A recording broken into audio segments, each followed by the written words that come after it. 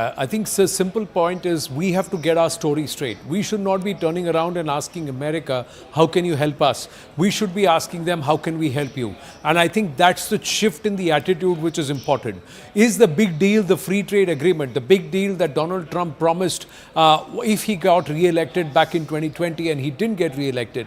Is that the free trade agreement? Because the moment the free trade agreement between Bharat and the United States is inked, that means this entire tariff issue becomes a non-issue for us. But more importantly, if we are able to go back and tell the Trump administration, how can we help you, help each other? And how can we pitch in to help, get him to push that Make America Great Again story? And I think there itself, Bharat will benefit. And that's the story. The moment we go there as an enabler, rather than someone who's trying to exact something out of the US, the story itself changes.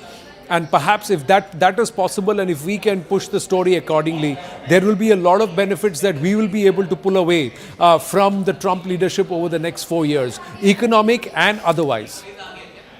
And the rapport that Prime Minister Modi shares with President Donald Trump, that's going to be important as well. That could get us that foot in the door, so to say, isn't it?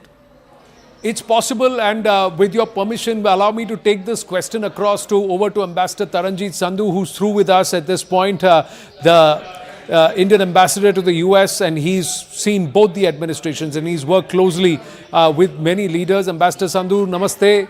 Always a pleasure to speak with you, and this time you're closer home, sir. How do you see these results? And let's ask you, this personal equation between Prime Minister Narendra Modi and Donald Trump, how can Bharat now help America, help us? Namaskar, Anand. Always a pleasure to be with you. You have followed this relationship that in the last few years, this relationship has transformed into a partnership. There is a large number of areas where we work together. So I will divide this into two parts. So long term, definitely this relationship will deepen. There are areas of strategic concern where both of us will be working together. We have worked together in the past too. And that's why this relationship has become bipartisan. You are aware over the years. And President Trump, when he was in his first presidency, at that time, Quad became very important. Actually got a lot of muscle. And then it has moved on. So therefore, this long-term relationship will certainly deepen in strategic side, in healthcare side, in IT, digital startup, the new technologies, information. We all the time are talking about artificial intelligence now, semiconductors, etc., etc. And also do keep in mind in energy partnership. I recall in 2020 February, when President Trump had come, he was very pleasantly surprised that United States-India energy partnership has moved to a very high level, and India is actually importing a lot of LNG from United States. So this trade has also increased. And finally, if I may mention, you are aware the education and knowledge partnership. We have almost 275,000 Indian students studying there, 2/3 of them in STEM areas. So this is bound to go. However, in the short term, with any administration, in any democratic polity, there will be issues. There will be issues of trade. There will be issues of illegal immigration. I am sure they will be sorted out like in the past, and this relationship will move much ahead. What is the big deal that he said the big deal will come once I get re-elected? This was back in 2020. So now you can share with us what's the big deal. Is FTA, is it a big energy deal? Is it a semiconductor foundry set up here in our country? What is the big deal that Trump is talking, and is that back on the table now? So look, Anand, I will not go ahead.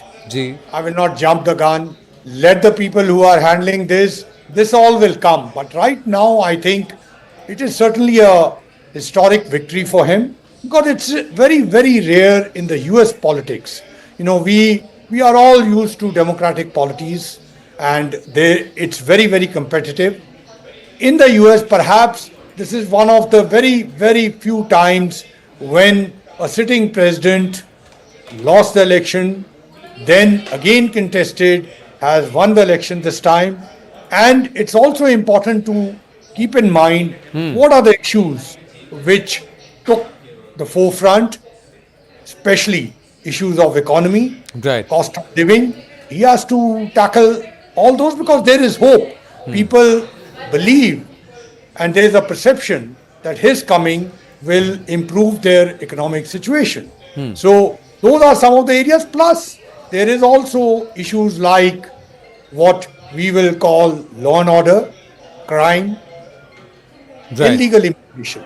All True. these will receive priority. And of course, in the international affairs, you are aware that this is a time, a lot of crises are there, and you can expect India and India's leadership to play an important role.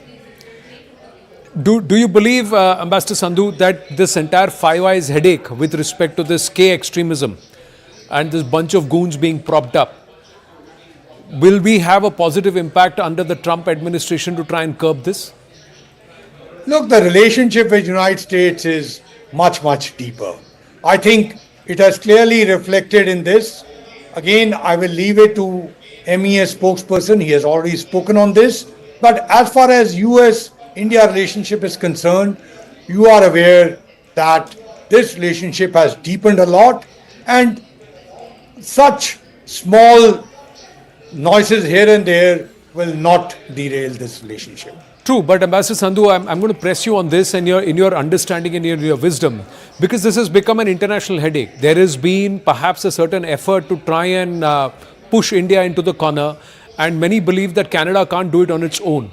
There is the American deep state, or perhaps members who are close in the previous Biden administration, who are somewhere involved in fanning this entire rhetoric. So that's why I'm asking you, how will this be able to, will we be able to deal with this? Look, this is a interview we are doing on the elections. Ji. And why I'm not jumping ahead is because the spokesperson has spoken on this. I think it's very clear. You can see from the US reaction, and I don't want to impute that because of so-and-so's encouragement this has been happening. Right. I think the facts speak for themselves. Okay. Whatever there is a special committee which is handling it, and United States has expressed satisfaction with that, more than that. So we will let that continue in whatever way it's happening correctly, and Ji. both the sides who are responsible are handling it. On Canada, I don't have to comment. I Ji. think already the spokesperson has commented, and our High Commissioner there has spoken on it. So they are the apt people. I'll leave it to them. Ji. Donald Trump was the one, Ambassador Saab, who actually coined this entire Indo-Pacific command. And when he picked up the Quad, there is a lot that's happening even in the Indo-Pacific. With this entire issue with Bangladesh, regime change, there are activities which are happening which also threaten the territorial integrity of Bharat. With Trump saying that he does not want war, he's going to pull out American interference wherever possible. Do you see some significant steps being taken there? So that part, I think, I'm sure his team will look into what happened in the past, where it is going. But Indo-Pacific, that's something, if you look at the last bit of Trump administration, they brought out an Indo-Pacific strategy. Ji. And India was an important component of that. You know, in Quad, he very strongly supported Quad, and there was a special relationship with India. In fact, towards the end of his presidency, you saw that all the three Quad leaders were given special honors, and Prime Minister Modi also received that. The pressure on Pakistan with respect to terror, and also the China +1 move. So the two adversaries or two issues of contention for us across our borders, and two different reasons altogether. And even with Galwan, we saw a lot of cooperation with respect to intelligence and vital information being provided to us during the Trump administration. Do you believe that will perhaps come back on the table and will help us? Because squeezing Pakistan economically with the FATF and all happened under the Trump regime. Look, Anand, I will only quote here our own External Affairs Minister. Ji. A number of occasions he was asked that Pakistan doesn't even figure in many of his interviews and his reactions. So I don't want to dignify and overemphasize the importance of Pakistan today. I think they need to handle their country better and they need to focus on developmental issues. You know where it is. Ji. So I don't think Pakistan is going to be a very important and a major factor Right. vis-a-vis United States-India relationship. First, Second part, you Ji. said China plus one. Ji. I think secure supply chains is something which United States faced during the COVID. And President Trump was the president at that time. This continued through. So I think the China part, the China plus one part, again, there is a domestic consensus on that. And again, if you take a look at the Indo-Pacific strategy which Trump administration has put out at that time, I think it'll clearly indicate the importance which India will have in this scenario. 20th of Jan 2025, Donald Trump assumes office, he swears in and then enters the White House. By March, April, 2 or 3 things which we can expect or you are expecting too that will show perhaps or underline the Indo-US cooperation. Ambassador Look, Sandhu. on this again, I'm not going to jump. There is Ministry of External Affairs, there is State Department who will be handling this. But I can certainly say confidently from what I had seen in the past that this relationship will certainly deepen. A number of things will happen, but most importantly, this partnership between United States and India. Right. And look at any of these areas. You know, you walk into any of the pharmacies today in United States and you will see even fever reducing medicines are co-productions. They are done in India, sold there. So same is the case with vaccines and so many other things. And similarly, as I mentioned to you, IT, digital, startup, again, new emerging technologies, all these areas. Look at the investments in semiconductors which are coming in India, artificial intelligence, the role which artificial intelligence will play. Again, United States and India are partners. Look at the number of Indian Americans who are CEOs there. So these all are pointers to even better times to come.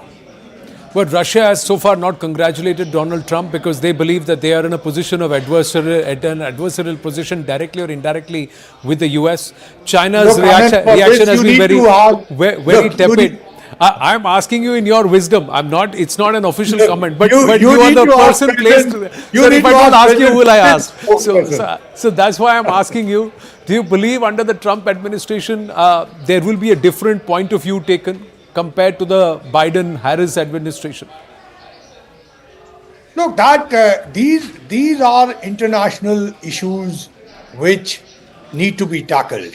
Because there's an And impact as on I Bharat. indicated- That's why I'm asking you. And as I indicated to you, that India and its leadership will play a critical role. You have already seen that we are important players in most of the international problems resolution. And I'm sure in the coming days you will see our Prime Minister playing an even more significant role. Final question. Did this result surprise you? Look, Anand, I think if you looked at any of the opinion polls, they were saying this is a close contest. And we will wait for the figures to come in. But from what it appears, Ji. that there is a difference of about 3%. And again, if we go to the 2016 and even 2020, the opinion polls, Donald Trump has always underperformed. Ji. So it's plus 3%, and you can see the differences which are coming. So, look, the election could have gone either way. There were swings. You saw the fight was between President Biden and President Trump, and then there was assassination attempt twice, and then there was a new candidate, Vice President Harris. Again, it has gone up and down. And that's the beauty of a democracy. True. It was a democratic fight and the results are in front. But जो हुआ वो भारत के लिए अच्छा हुआ कि नहीं sir? And I'll wind up with that. देखो यार, ऐसे है, the best part about Indian Americans in United States, दोनों पार्टीज में है, and successful community है. तुम इस बारी भी देखोगे कि number of Indian Americans will be part of the administration, cabinet में भी रहेंगे. जी. So I think we should celebrate the fact that Indian Americans have arrived and दोनों साइडों में देखो पॉलिटिक्स में कभी एक साइड आती है कभी दूसरी साइड आती है and we celebrate the fact that our community is there on both the sides and I think Prime Minister Modi has had a relationship with President Obama, with President Biden, with President Trump earlier and again with President Trump. Ji. Ambassador Sandhu, always a pleasure speaking with you. Thank you very much, sir, for your time. Thank you, Anand. Thank you, sir. Namaste. Back to you in the studio, Poonam. Thank you so much for that, Anand. We, of course, are decoding what these results mean for India, but what do they mean for America? Because in his victory speech, President Donald Trump, President-elect now Donald Trump, going on to say that this is going to be his attempt at making America great again, and God has spared him for a reason, to ensure that the issues that plague America will be fixed, and he's the one who's going to be doing all of that fixing. What exactly do these results mean? How exactly did Donald Trump and the Republicans manage to break down that blue wall that the Democrats and Kamala Harris were so depending on? Even in the popular vote, we see that Donald Trump is about 3 to 4 percentage points above Kamala Harris at the moment. 4 of the 7 swing states have already been called, all of them in favor of Donald Trump. They've all turned red. 3 of them are still yet to be called. But from what we see as far as leads are concerned, it seems like all of those 7 swing states would eventually turn red. Cutting across to CNN's exclusive perspective of what this means for America. It's still not going as far as it was during Donald Trump's years. Again, another reason why Donald Trump won. Yeah, absolutely. I mean, listen, James Carville might have been right. Not about who won, but that it's the economy, right? And in particular, it's the inflation.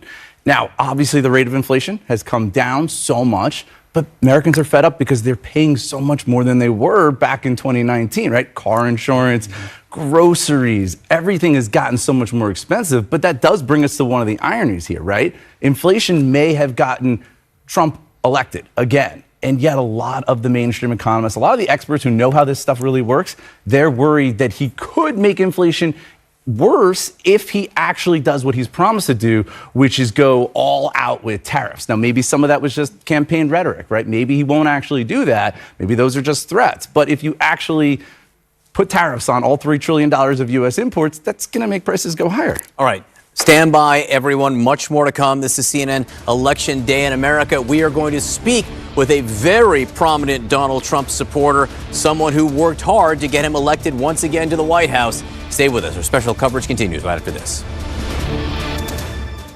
In his victory speech, President Donald Trump going on to say that God spared me for a reason. It's to make America great again. Inflation, economy is the plank that seems to have worked for Donald Trump and for the Republicans. Kamala Harris trailing even as far as the popular vote goes.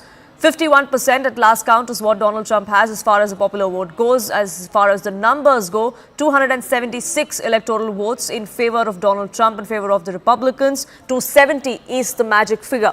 So far, there's complete silence from Team Harris. We were seeing her spending the election night at her alma mater at Howard University, where there was a watch party. Soon after, we saw the tides turning in favor of the Republicans. People started to leave that venue. Soon after that, we found out that Kamala Harris is not going to be making a comment just as yet. She's yet to concede defeat. She's yet to give on her concession speech as we usually see. Donald Trump, of course, not really waiting to see where this was going. His victory speech came a few hours ago as well. There is an India connect as far as Kamala Harris goes, though. This ancestral village of Kamala Harris is a village that we at CNN News 18 visited. They were watching closely as far as this race goes. They were hoping, of course, that Kamala Harris comes out emerging the winner, because several pollsters, several surveys across the United States over the last few weeks have predicted that it could be a toss-up between the two. It was a razor-thin margin. Eventually, we see Donald Trump trumping Kamala Harris. The day began with a sense of melancholy for these villagers who fondly refer to Harris as the daughter of their soil. They were, of course, disappointed to see her trailing behind and her eventual loss. Jo ma'am, you've come from the US on a visit to India, and you were at Tulasendrapuram trying to get a sense and mood of how and associate yourself with Kamala Harris and rooting for Kamala Harris, but now Trump has finally won. How do you see this result? Well, obviously I'm very disappointed. I anticipate Kamala being a part of the political process in the United States, regardless of this loss. But let's talk about the loss. Is it really? I mean, she, has enjoyed a beautiful uprising in the United States as an immigrant. It's a beautiful story. So it can't be all bad. What is your message to Kamala Harris now that she's lost? Yeah, I would say thank you for trying to unite the country. As villagers, we are very disappointed. I am see my face yesterday and today. We are about to cry because very disappointed. We had planned for grand victory functions here in and Annadanam special praise we have done. But we have to accept Trump's victory also. So I wish him for his future career.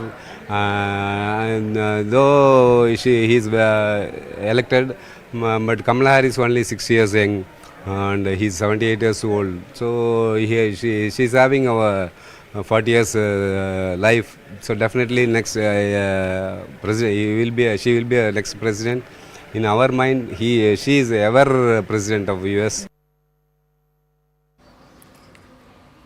Now, what does Donald Trump being back in the White House mean for India? Remember, the rapport between President Donald Trump and Narendra Modi, the Indian Prime Minister, has been on display very often. In fact, Donald Trump had hailed Prime Minister Modi's leadership at a recent podcast that he had done. The clip was shared widely on social media. It was shared by Union Minister Piyush Goyal as well. Listen. You assessing personality? Okay, well, I can tell you, like, Great. Modi, India. Yeah. Mm-hmm. He's a friend of mine. He's great. He's the nicest. India. Yeah. This is for you. Oh, good. Well, I'll tell you. Do you like him or not? Yeah. Do you like him? I have family on both sides of it. Okay, I have well, family let me that tell loves you. everything and family I'll just that's tell not. you, though. You need him. I know. Well, they had, before him, they were replacing him every year. It was very unstable. Mm-hmm. He came along. He's in a lot of He's construction. great. He's a friend of mine. But on the outside, he looks like he's your father. He's the nicest, total killer. Because I asked him, Yeah. we're talking, they did a thing called Howdy Modi in Houston, Texas. Oh, yeah. And they filled up the stadium. It was me and him. Yeah. We filled up the stadium. It was beautiful. Like 80,000 people. It was going crazy. And we're walking around today. Maybe I wouldn't be as, maybe you wouldn't do that. Yeah. But we're walking in the middle, waving to everybody. Anyway, but we have a very good relationship. He's the nicest human being. But we had a couple of occasions where somebody was threatening India. I said, let me help. I'm very good with those people. Let me help. I will do it. I will do it.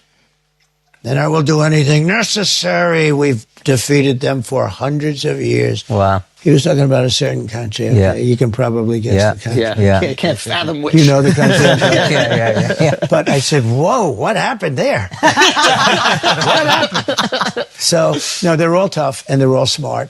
And some are very good people. He's a good person. There's some are good people and some aren't good people. But they're all at the top of their game. What exactly is in the future as far as India and United States relationship goes? Remember, those ties have been only strengthened ever since we've seen Prime Minister Modi's personal rapport with leaders that are at the helm of affairs at the White House. We saw that with President Obama. We then saw it with President Biden, with President Trump, and now with President Trump once again. We decode what exactly that equation means and how India can ensure that these ties, this relationship is only strengthened further. Listen in to some of those reactions. Who is better for Bharat? You had weighed the pros and cons, Trump vis-a-vis Kamala Harris. But before that, let me also ask you, did you, I'm sure you still have your sources back in the US, crossover in the US. Did you somewhere get the inkling that this may go the red way, this may go the Trump way, this election? I'll be honest with you. I think even the closest supporters of Trump, those who are in the Trump camp, did not say that they were in for a win. I think it was a very, very close contest. It was nail-biting. But the fact is that the people of the United States have chosen for change. They've chosen, I think, gone in for strong leadership as they see it. And in many senses, I think the results have been quite phenomenal in the sense that we have a clean result, not only in terms of the popular vote and in terms of the electoral college, but also perhaps, control of the Republicans over the Senate, possibly even the House. And that would be unprecedented. It would give Donald Trump the possibility of far-reaching changes that he could bring about. I was just telling someone just a short while ago that, when it comes to issues like immigration and green cards, Trump has promised that he would fast-track green cards for Indian students when there's a huge bottleneck there. And the problem always is that when you initiate legislation, one house, the other house blocks it.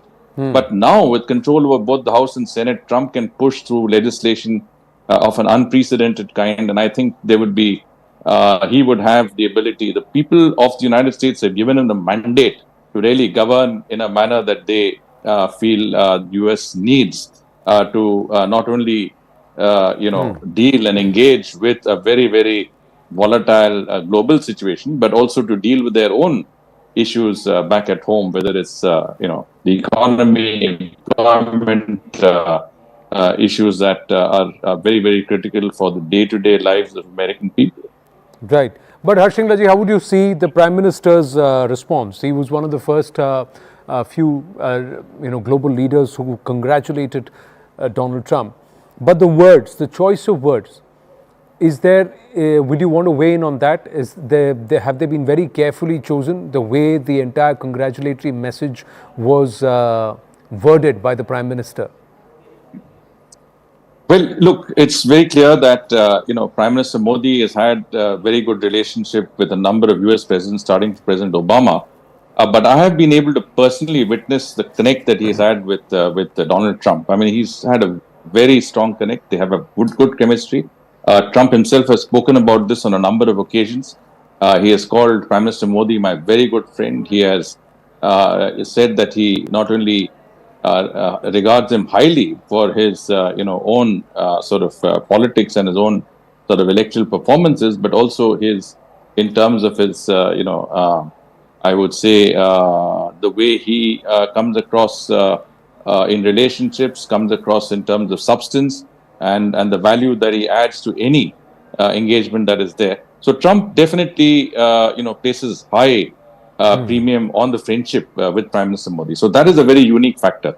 That chemistry is there with you can have a good relationship with a lot of world leaders, but the sort of connect that Prime Minister Modi has with Donald Trump is absolutely unique. And I think that will see that relationship move forward rapidly in a second Trump presidency. Now, the world is reacting to what's transpiring in the United States. Donald Trump is back at the helm of affairs in the United States. He is going to be taking charge as the 47th president of the United States. And we've seen the impact that it's had on European markets. We've seen the impact that it's had on shares of Tesla as well. What's interesting is that Iran's currency has now seemed to be going into downfall. It's fallen to an all-time low after Donald Trump's victory. This is the repercussion of Donald Trump, a Republican, coming to power in the United States. As far as the American economy goes, we saw Tesla shares specifically jump manifold. Remember, Elon Musk is one of the biggest supporters, one of the most vocal supporters of Donald Trump. He was also there at the election watch party with Donald Trump right before we saw the victory speech coming to the fore from the 47th president of that country. Sanjay Suri, my colleague, getting us the mood and feel from on ground. He's been reporting there for the last couple of days. Sanjay, did you see this coming? For the longest time, we had pollsters and survey talk about how the race was going to be close, but it's anything but that. Well, the race actually has not been that one-sided. It's not quite a landslide. It's a very clear win. But we have to look at it in two stages. One is the states that were expected to vote a certain way, and more or less they have. Then we came to the swing states. And in the swing states, what we are seeing is a definite result in favor of the Republican Party, which is crossing 50%. And remember that in the electoral college system, any party just has to cross the 50% mark to get all the votes of that state.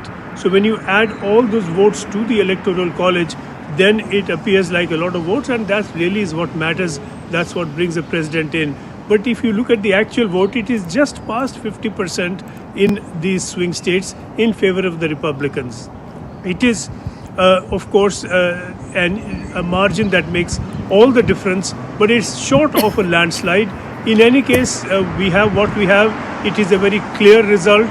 A lot of people didn't see that it would be as definite as this. They were expecting a lot more uncertainty, a lot more knife-edge stuff in the results in the swing states, but it's a clear move past 50%. So it's going to be Trump. Of course, Trump is now the president-elect. It's not until January the 20th of next year that he actually becomes president, and until then Biden will continue as the lame duck president. He's already given out a blueprint for what he plans to do, what he intends to do, isn't it? What we're also learning from CNN is that they already have a raft of executive orders that they would implement the minute he sets foot in the Oval Office. Well, one of the first, I'm sure that Trump will live up to his word, is that he's going to fire that special prosecutor, Jack Smith. He said he'll do it within 2 seconds of taking office, and knowing Trump, he well might do that. And of course, he has reason to do that. Is Jack Smith, who has been pursuing the federal cases, criminal cases against Trump, the January 6th case, the classified documents case, and then of course we've had the case in Georgia as well. Those cases are likely to come to nothing if the president is Trump, and if the Department of Justice has to look to him to then prosecute the cases. Trump is hardly likely to order prosecution against himself. Even if he doesn't formally drop the cases, he can take the argument, and is expected to, that the prosecution cannot continue for the term that he's in office. 4 years later, who sees and who knows? So that is one decision he's almost certain to take emphatically and to take early. Then there are others that are not going to be that easy. He has said, well, look at these 2 wars, I'm going to end those 2 wars. Not easily done.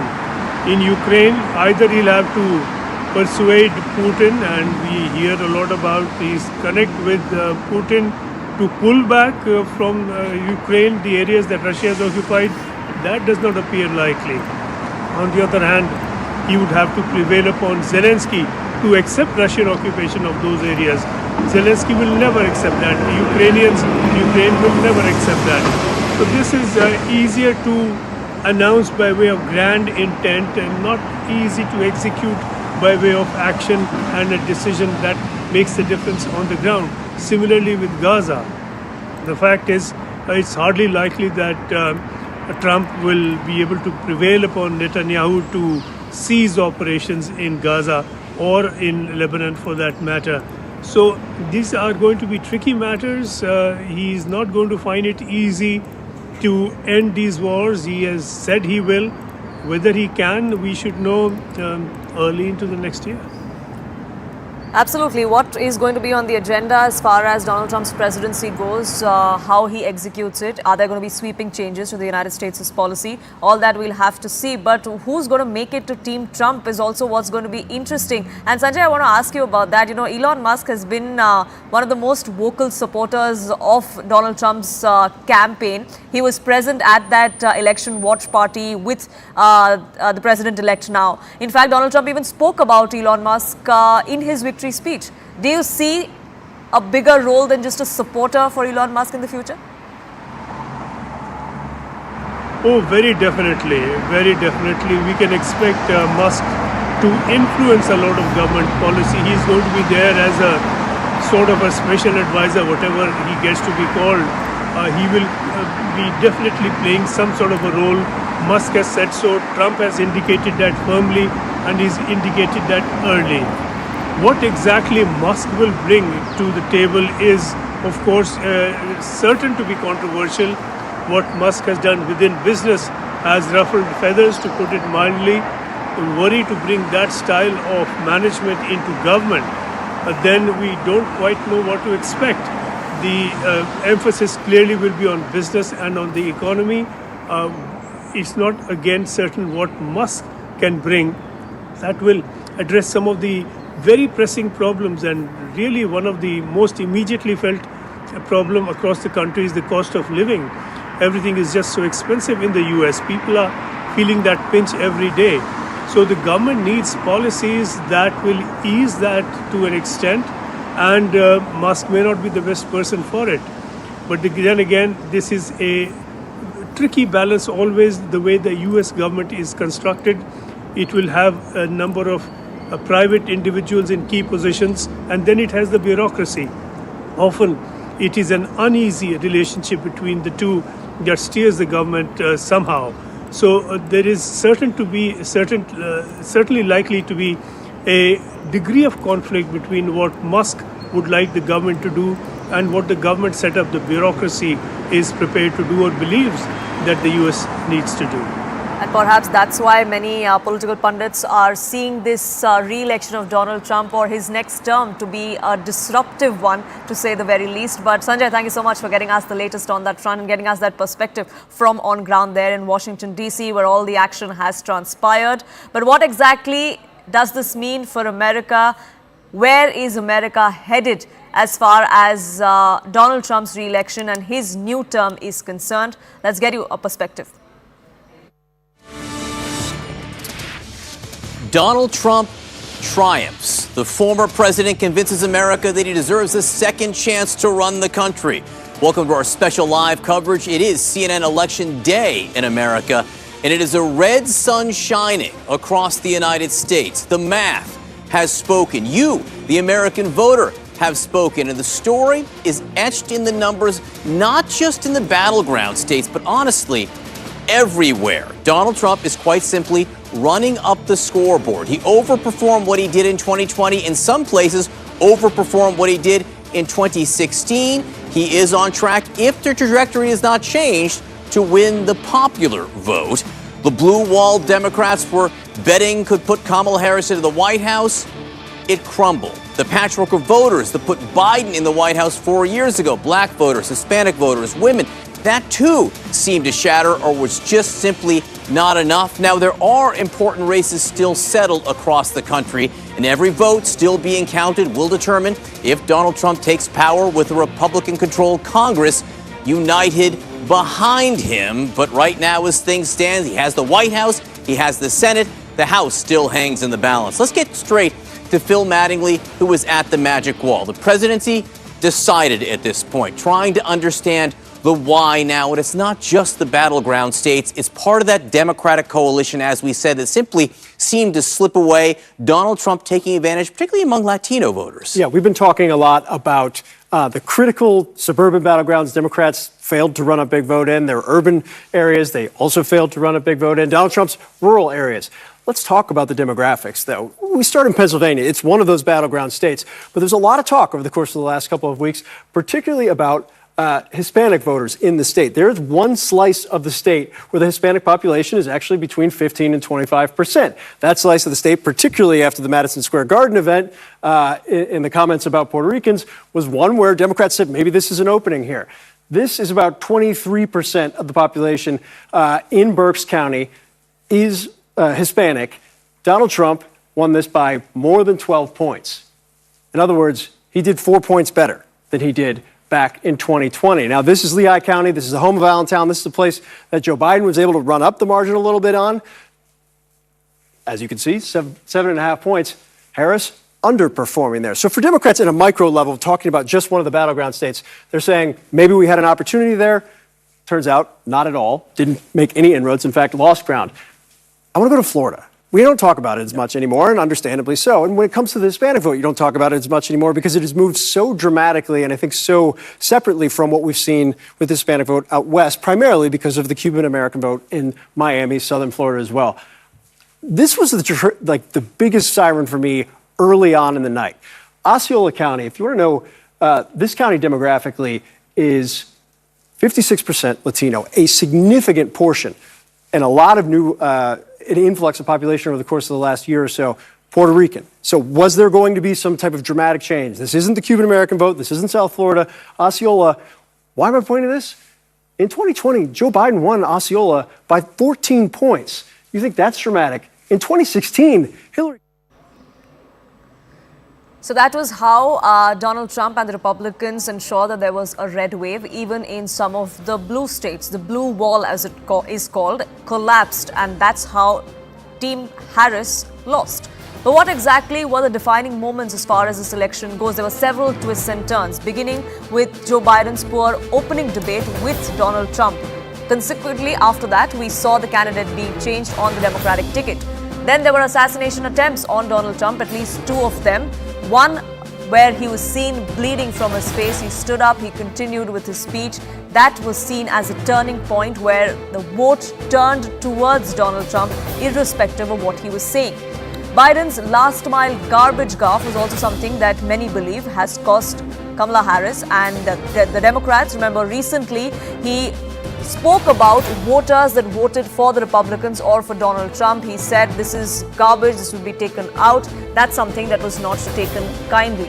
Word salad moments of Kamala Harris during her several interviews is also something that was not taken kindly by voters. It sent out a confusing message which perhaps ensured that the voters turned their attention to what Donald Trump was saying instead. Donald Trump, though, meanwhile, kept his campaign focused on Biden's anti-incumbency. He also spoke about the economy and the failures of the Biden-Harris administration, and that's something that seems to have resonated with voters across the United States. The Democrats' constant labeling of Trump also did not help with their cause. Constant labeling and pot shots that were taken at Donald Trump personally seems to have soured some of their voter base as well. Perhaps that's what ended up giving Donald Trump the lead that he has gotten, the decisive mandate that he has gotten, including the popular vote in which Donald Trump stands at about 51% with Kamala Harris at 47%. Reactions pouring in from across the United States. Listen in. Huge congratulations to Donald Trump on his historic victory. I think he's done it because he's shown in the past that he's capable of taking strong and decisive action, and I have no doubt that is what he is now going to do at home and abroad, whether in the Middle East or in Ukraine. Actually, our party is most elated about the fact that the victory was not just a few thousand votes.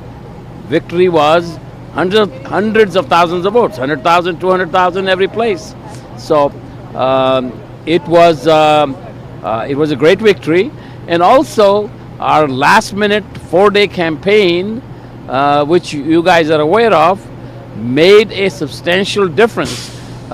It was our goal to switch over 200,000 at least in the battleground states of Pennsylvania, Michigan, and Wisconsin. 200,000 Hindu votes from Kamala to Trump, and that's what happened.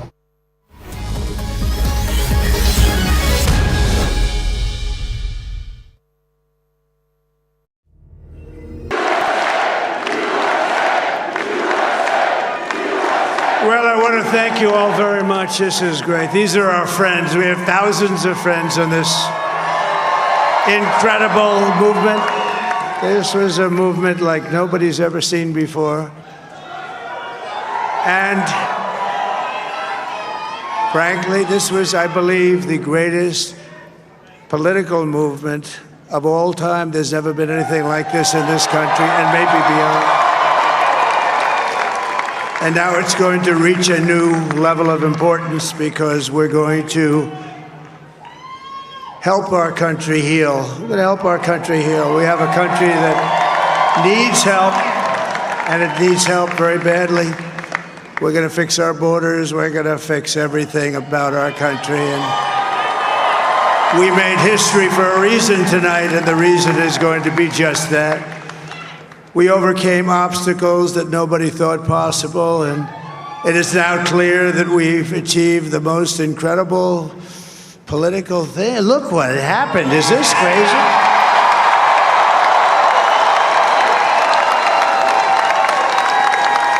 But it's a political victory that our country has never seen before, nothing like this. I want to thank the American people for the extraordinary honor of being elected your 47th president and your 45th president.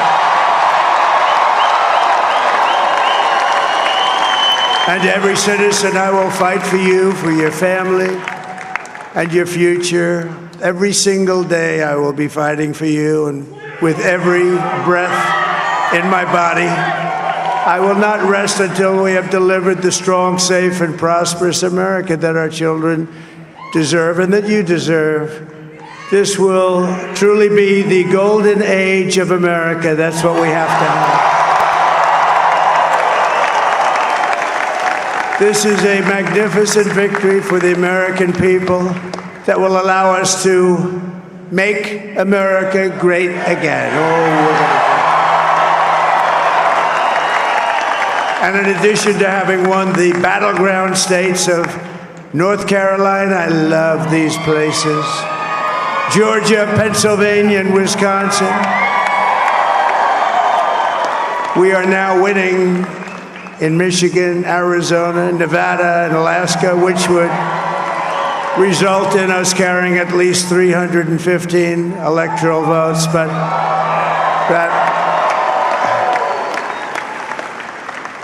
But it's much easier doing what the networks did or whoever called it, because there was no other path. There was no other path to victory.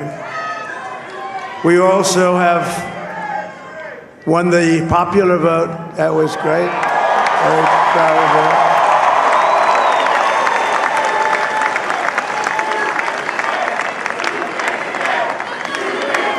Thank you.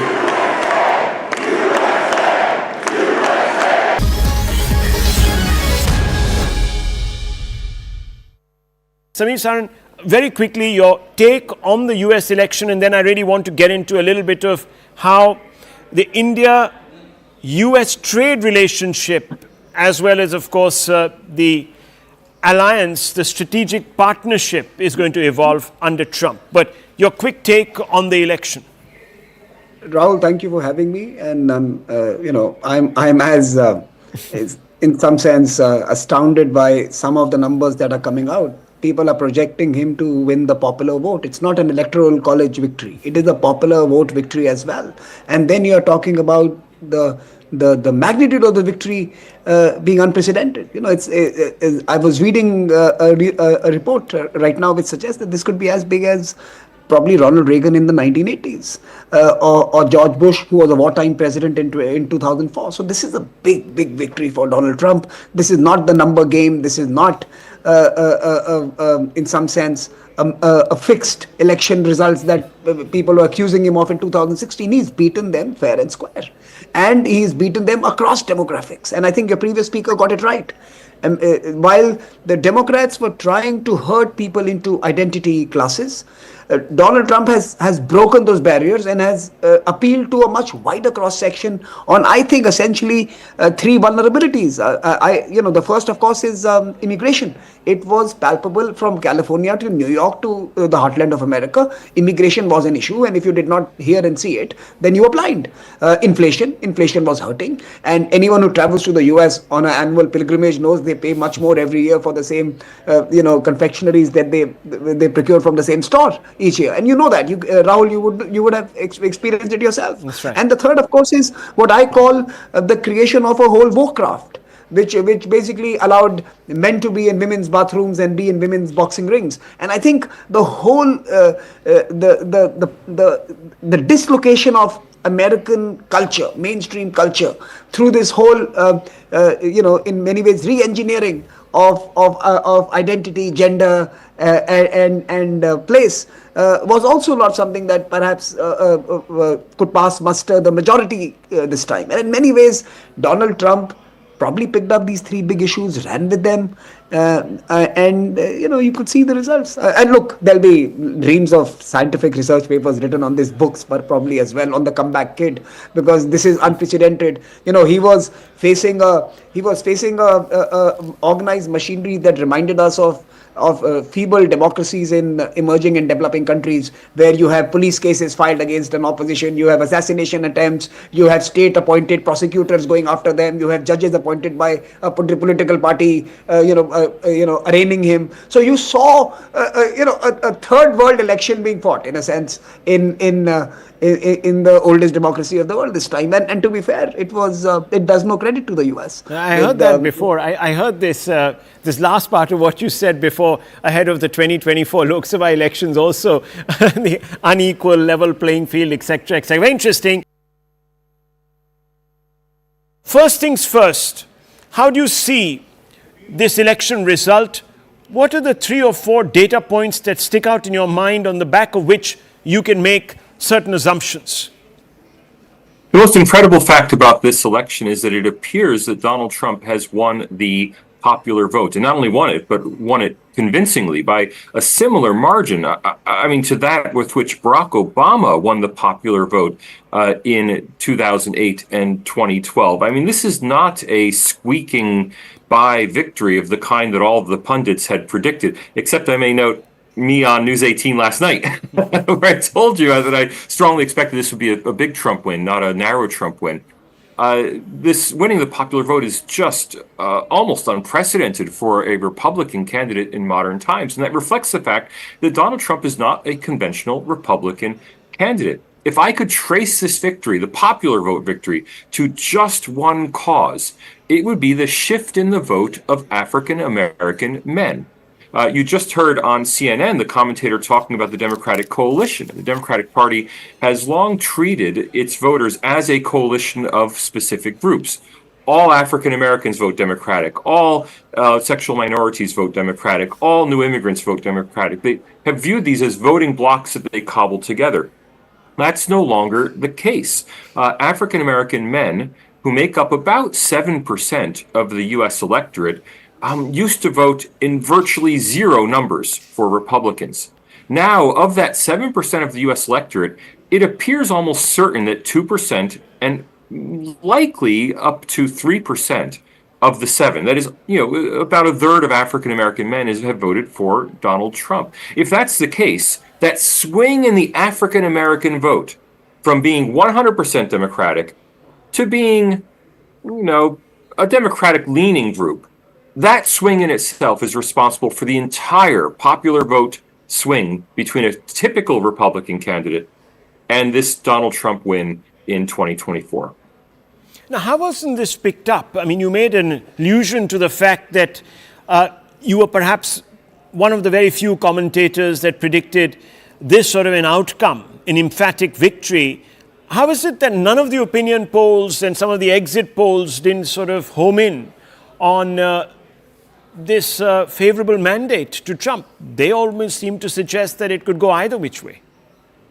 Polls at this point are mostly useless, and that's because the response rate for most political polls in the United States is under 3%.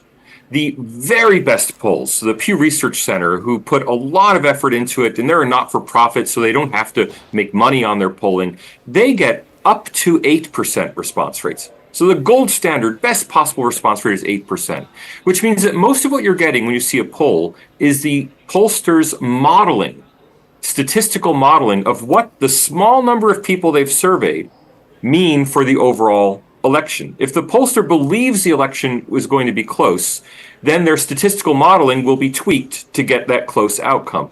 Polling is no longer meaningful in any direct sense. Now, you're asking, how do I know what I know? Frankly, this may sound ridiculous to people. I watch Black YouTube. I listen to everybody. I have no particular, I'm not a Republican, I'm not a Democrat. I just want to know what people think. I want to be a social scientist.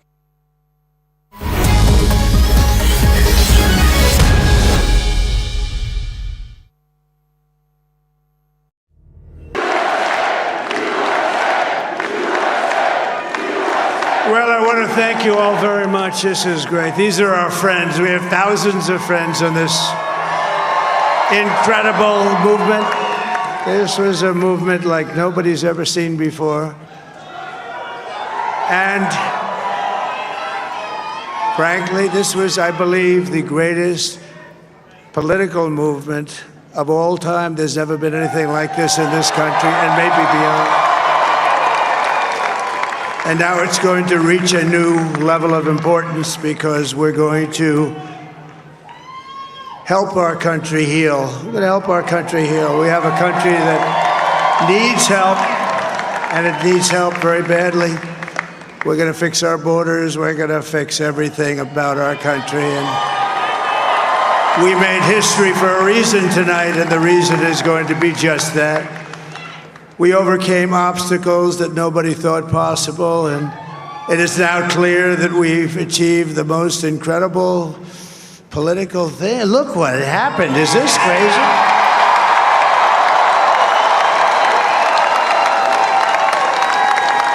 But it's a political victory that our country has never seen before, nothing like this. I want to thank the American people for the extraordinary honor of being elected your 47th president and your 45th president. And every citizen, I will fight for you, for your family, and your future. Every single day, I will be fighting for you, and with every breath in my body, I will not rest until we have delivered the strong, safe, and prosperous America that our children deserve and that you deserve. This will truly be the golden age of America. That's what we have to have. This is a magnificent victory for the American people that will allow us to make America great again. And in addition to having won the battleground states of North Carolina, I love these places.